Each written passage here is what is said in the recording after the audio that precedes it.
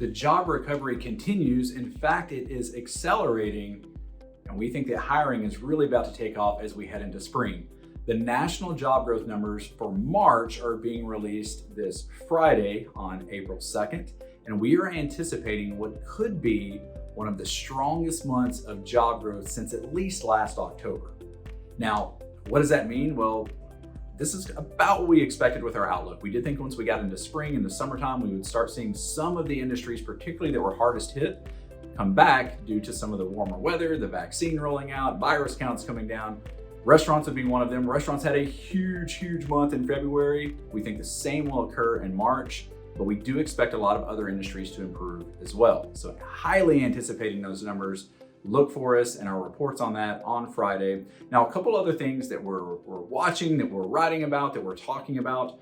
One, in terms of back to virus counts, we are starting to see counts increase in some states, particularly those in the north. New York would be really the one that we would watch it. You know, the state, and particularly the New York Metro, had such a challenging time holding on to jobs during the immediate aftermath of the pandemic. And so that could end up impacting our forecast and pushing that timeline out a bit more if it starts to weigh on the job market. One other note on New York, and it gets to my second point. So if we look back a couple weeks ago, the Bureau of Labor Statistics released revised job numbers for all the markets in the country going back the last year or two.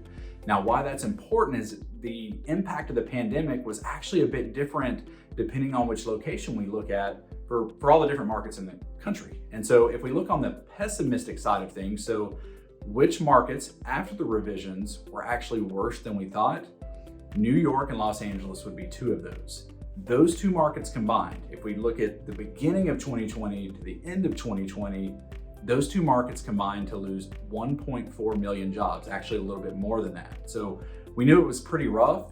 Thing is, they actually lost about 250,000 jobs more than we originally thought. So again, as we are recrafting our forecast based on these new revised numbers, that will weigh a little bit in terms of when all the jobs will be recouped because more were lost.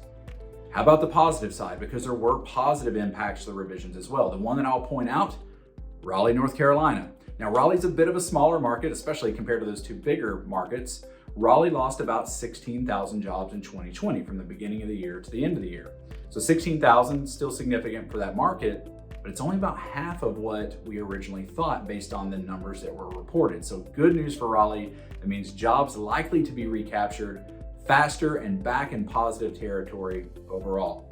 So to stay updated, whether it's those markets, other markets that you watch, or your industries, follow us on YouTube, LinkedIn, or just go to ThinkWhy.com. We have a talent tech newsroom, lots of great interactive charts, and content meant for you.